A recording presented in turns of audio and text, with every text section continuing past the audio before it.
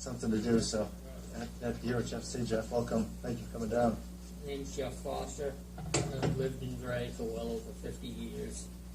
I'm an independent small contractor as well as apartment owner. And we've got some issues on a piece of property we bought, my wife and I bought 6 years ago, roughly. 35 Oak Drive, it's the lakefront property. My wife and I bought that in September of 2010, I believe. And it wasn't in the best of shape. It needed a lot of attention. And that's what I do anyway. So it worked for us. We had envisions of keeping it for a long time. In the past 2 or 3 years between our daughter moving away, me thinking about downsizing and trying to get out of debt, along with other things, we decided to sell the property. We tried to sell it in this past September 2015 is when we started to sell it. We found out that buyers would go down to the town office, they check things out, and they'd vanish, or not to come again. After talking to Tom, he said that we had no less than 80 people come in to look at the information, and he kept the file on the desk. It was such a hot item. Right around April, we had a buyer that was interested in buying it. They wanted a consent agreement because there's 2 buildings on the same property. It seemed to be a problem. We started the paperwork going then, and at some point they decided they didn't like the paperwork that was forwarded from Tom. I asked Tom to continue that consent agreement so we could get the place sold, and this was in April. I checked with him off and on during the summer. I listed it again, got some more buyers interested, thinking that would encourage the paperwork to go through, and it continued to drag on. To bring it up to date, today's date, what we've got from the town is the original consent agreement had been changed from maybe a couple $1,000s out of pocket for my wife and I to a shocker surprise of $23,000. That's what the town wanted to resolve this issue. And since that was given to me verbally a few days ago, a little over a week ago, when the paperwork came through, that seemed to go up to $25,000 plus additional fees on top of that. And I understand that this is the place where I would be able to get a lot of these answers. And as I said from day one, all my wife and I want to do is to sell this property. That's all we're looking for. And what we do is we own property. Some of it I rent and keep. Some of it I rent for a while and keep. This one was for our own use.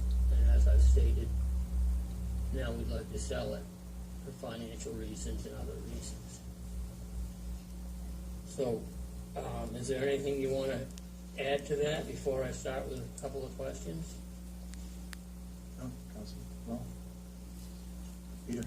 Where is Oak Drive? No. That's off Westwood Road, and then continue on to Westwood Extension Road, and Oak Drive is on the left. Yeah. So it'd be just north of the Narrows on the west side from the lake. Okay. After you purchased the property, you built an additional building? No, it was existing. Okay. It'd been there, I believe, since the 1940s, the original building. And the paperwork I have, and this can get quite complicated if we don't have time to get deeply involved.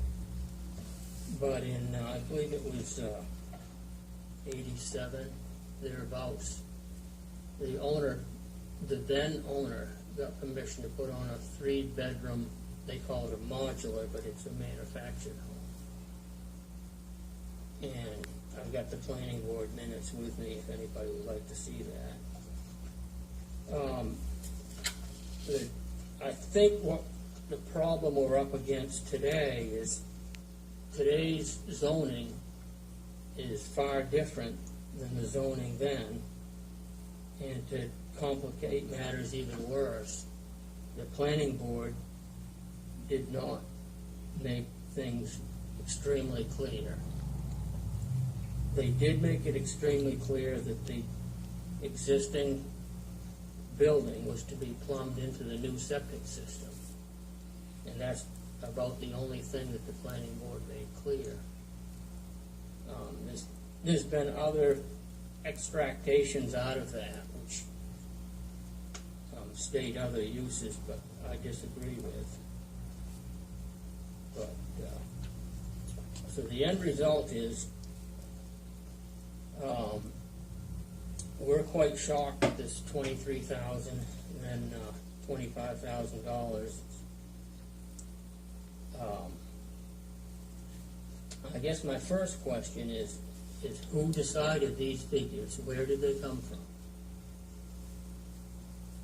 They came out of the executive session, discussion that the council had with the attorney and our code officer and planner, or actually not planner, but community development gentleman Doug Webster and Tom Rainsborough. And can you tell me any basis of what that $23,000 was? I don't know. My best thought would be consistent with other fines that the town levied over the years to other violations that have taken place. And what violations and what fines? Sure. Well, I think one in particular was Howard Getchell's property of a few years back, where he had basically built a whole house on illegally, and I think the fine on that was, Debbie, you can correct me if I'm wrong, but I think it was $100,000 that we had put on there. It might have even been more than that. So That's the first one that comes to mind. So were they thinking that I built one of these from scratch? No, I think part of the interpretation was that, thinking about the planning board approval that had happened, that the building was not supposed to be improved. It was supposed to be for storage, although they let them keep a bathroom in the shed. And the fact that they had two, there was supposed to only be one dwelling unit on the property, not two. And now there are two dwelling units on the property. And you've probably heard that more times than ever, I bet. I think it was the second day we were there. Somebody came up to me and told me that one of those was supposed to be torn down. Have you read the planning board minutes? Just probably the extract that you started to read to us. Would you like a copy of it? And then, yeah, we had a copy of that in our exec session. And then the other one other area that they had was all the improvement that had taken place on the shed without any permits. And then when they did try to come, the code officer was told that he couldn't have access. That's not true. Okay. I talked to Ryan at the time. But what about the lack of permits Permits for what? to do any of the improvements on the property, converting it from the... What improvements did I do? Well, from what we were told, Jeff, it was more along the lines of converting it from, what was first supposed to be removed, second was not supposed to be improved, and then it was improved and brought up to a level. And for all intents and purposes, you do awesome work, Yeah. but it's greatly improved from where it was originally. And for some of those items there, they felt that there needed to be building permits put on them. Well, I can't find in the paperwork anywhere where that was supposed to be removed.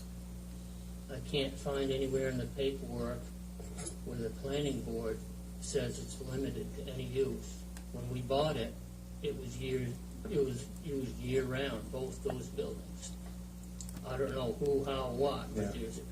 but there's clear evidence both those buildings were in use year-round. Now, it wasn't a pretty sight, I wouldn't have lived in there. Yeah. But, I think what may be muddying the waters here is probably a lot of rumors in the neighborhood. What I've got here, and I'll read it verbatim. It says, the lot is 50 feet by 235 feet. The modular home will have 3 bedrooms. The cottage has a cesspool system which will be replaced by a chamber system. The cottage bathroom will be hooked into the new system. Now, that's all that the planning board says. Previous to that, it says, Mr. McNeese presented his proposed seasonal conversion. He wishes to put a modular home on the lot and to use the existing cottage for storage. Well, that's Mr. McNeese's feelings and his wishes. I seriously doubt that Mr. McNeese can direct the planning board in what to do. If he'd have said he wishes to put up a 25-unit campground on that little lot, I can't imagine that would make it legitimate, because that's his wishes. But you understand my point, that's obviously ridiculous. Yeah, but wouldn't the seasonal conversion be converted from where it was with the seasonal cottage to converting the property to a year-round, single-family home? Yes, but that's still his wishes. That's not the planning board's wishes. But isn't that the legally permissible land use for the property? I don't know, I was reading you his wishes and his feelings. I understand I that. can't tell you, sorry. But I mean, was the zoning wouldn't allow more than 1 unit on there, right?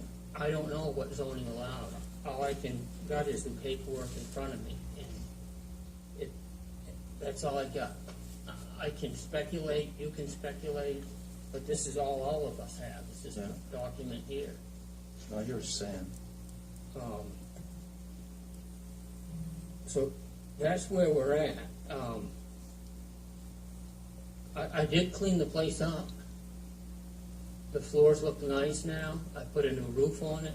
That's what I do. I'm sure that nobody's surprised. I don't buy a place and let it run down. And what I do is make places more appealing. The tax value goes up. The neighbors usually are quite happy. Their value goes up. I buy some places and root out undesired type of activity. People that, a lot of people thank me for what I do. But we're back to what we need to look at a reasonable outcome. I'm hoping to work with you guys and come up with something that's rational here. My wife and I were just absolutely floored. You can't imagine what's going through our minds. Who's out to get us and all of this stuff. The other thing I'm wondering is, I got the verbal from Tom of $23,000, and the paperwork shows $25,000 plus other fees. Who changed that, and where did that come from? I don't know. I know the council had said 25 in our exec session. I don't know where Tom got 23. I'm not sure. I do know that you also directed that attorney fees and double permit fees were to be applicable. I don't believe that's in the agreement. I think it's 25 flat. Okay. And the other thing which isn't answered is, how did you come up with that? What if there's any permitting fees or double fines? I'd like to know what I did without a permit.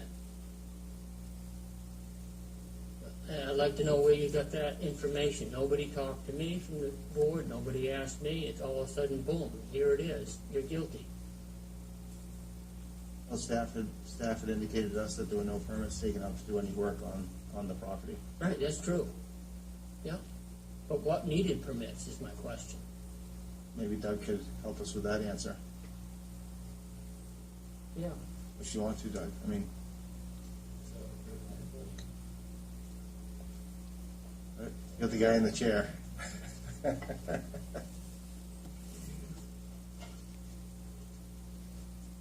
Doug Webster, Community Development. My understanding of the condition of the structure at the time at which Mr. Foster acquired the property was that it was pretty run down. I've talked independently with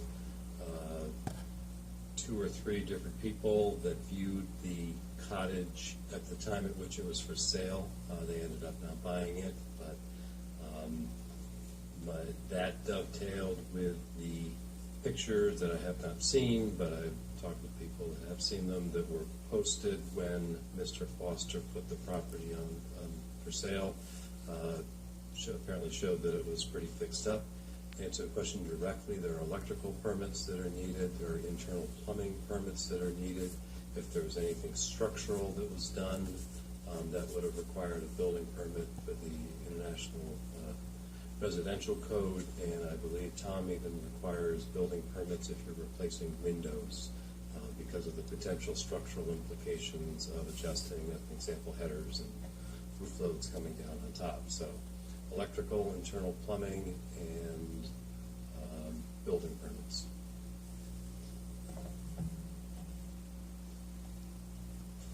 Thanks, Doug. Well, I already know you need all that stuff if that's what you're going to do. So there's nothing new there for information. I guess rather than, really get things difficult between us, I mean, this is my town. I really like the council to revisit this if they can and see what they can come up with. And maybe look over the original documents. I mean, I can sense the atmosphere right here that there shouldn't be 2 buildings on the same lot. And I agree that that's the case today. Whether the planning board then was thinking, yeah, this is all right, I believe that's the case. The planning board was thinking, yeah, 2 buildings on the same lot, that's not a problem. The paperwork indicates exactly that. I guess there's a slim chance that they somehow dropped the ball and goofed up in 1987. And then 30-some odd years later, nearly 30 years later, I'm the guy that has to pick up the pieces. But, Jeff, could I ask you a question though? Is it just as simple as 2 buildings on the lot, or is it 2 dwelling units on the lot? it's 2 dwellings, it's 2 separate spaces, living spaces. And how much land is there? Oh boy, not much. Quarter acre or? Yeah, I think a tad over a quarter of an acre. I think I just read the lot size. It's 50 by 225, I think. Yeah, so But yeah, it's really small, yeah, maybe 11,000 square feet. But I don't have any problem conceding that cottage to summer use. I don't have any problem. We never stayed there in the winters anyway, so, that's fine with me. But, Do you rent the front cottage in the summertime? no, we have a couple times in the past, yes, but we don't like the idea of that. Yeah, it's pretty tight. It's Anyways. tight, and we'd like to come down, use the place and so forth, and it didn't work out. When the property got listed, was it listed as a 2-unit, or is it a single family with 2 units, it specifically said 2 for the price of 1. So, when you bought it? Yeah. Wow. Did you research it at all with the town? before you yeah, bought it? and everything I concluded, which is the same thing here, is that both buildings could stay. It's all right here, all one sentence. Wow, that's interesting. Yeah. Yeah. Do you want? I've got plenty of copies. No, Do I you got want you. I them? got you. No, I really, really want to help you out here. Everything else. So if I just can get you, make sure I understand what you're saying. You're fine with everything in the consent agreement except for the 25 grand as a fine, Exactly. okay? So, and I just like to sell it and move on, you know? Yeah. Actually, I can pick and choose who I sell it to. I'd like to sell it to somebody in Maine or Gray. I had a cash buyer from, I think it was Scarborough, and he worked over at Pineland, but he's gone. Yeah. But, you know, how often is it somebody from Gray buys a lakefront property in Gray? It's rare. Really. So, anyway, if you guys could help me out here and get a resolution, because I can't sell it without something from the town saying, hey, you know, this is a unique, non-conforming, but it's allowed. So I can at least move on. I'd like to try to get debt-free. Yeah, no, I hear We you. still owe a chunk of change on that loan. Yeah, yeah. Well, So, you know, has anybody got any questions? yeah, I was just about to say, What should the fine be, Jeff? What should my define? I said, what should the fine be, from your point of view? Well, I'm greedy. I don't want to pay anything. Okay, just wanted to see what you had to say, that's all. No, I could, I think the town's lawyers' fees have been expanded unnecessarily. I mean, I wouldn't mind capping myself at $2,000. I would think they'd pay for the lawyers' fees and maybe a couple of extra bucks. So I'd be comfortable with $2,000. do any questions for Jeff? No, not really. I'm just wondering if we missed something or what. I mean, should we take another look at this and meet with Tom and again, or I mean, Jeff seems to be telling a little bit different story than Tom did, for one reason or another. I'm not saying anybody's doing anything wrong, but seems to be a difference in interpretation of what happened, so I'm just wondering if 20 grand is a lot of money, and I understand that. I mean, is it worth taking another look at? I wish Tom was here, maybe he could help explain it a little bit better, because he was pretty much the lead person on this. And it was a couple of weeks ago, my memory's not as good as it was 20 years ago, so I don't know. Lynn? So I was gonna ask, we could table this until next meeting, executive session. We approach it. How would that work with you, Jeff? I know, it's another 2 weeks, and, That doesn't bother me as much as me not being able to defend myself in an executive session. I mean, I'm not opposed to being that. I'm just saying, we had that workshop conversation in executive session. I know Right. when we talk about certain things, we have to be outside the confines of these rules, but yeah, I would like to re-examine this. Jeff, I have a question for you though, too. Looking at it from a value standpoint, how much additional value do you pick up by having that second unit on the property that you wouldn't have if you didn't have it on there? I don't know, I think that's kind of where we were looking at part of where the recommendation was with the fine, so I'd love to hear your thoughts on that. it's really hard to say, and both places were in desperate need of attention. Yeah.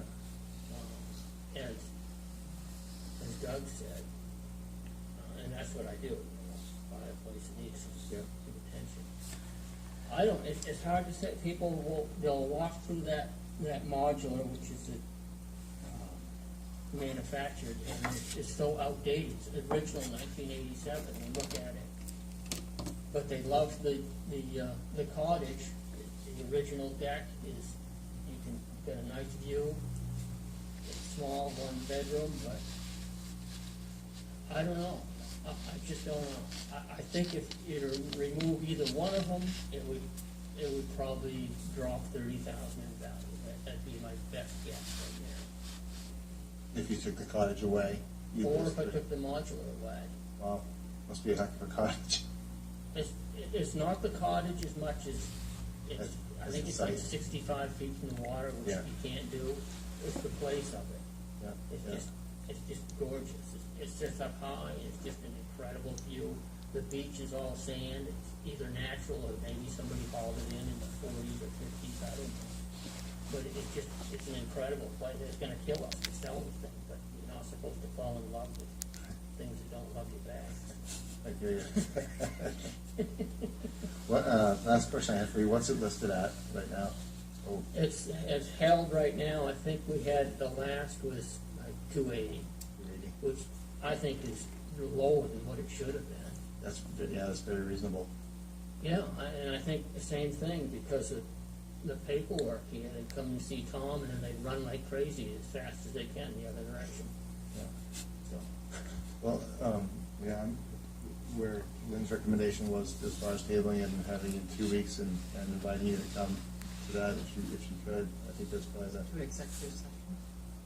yeah, and ask Tom to come along as well.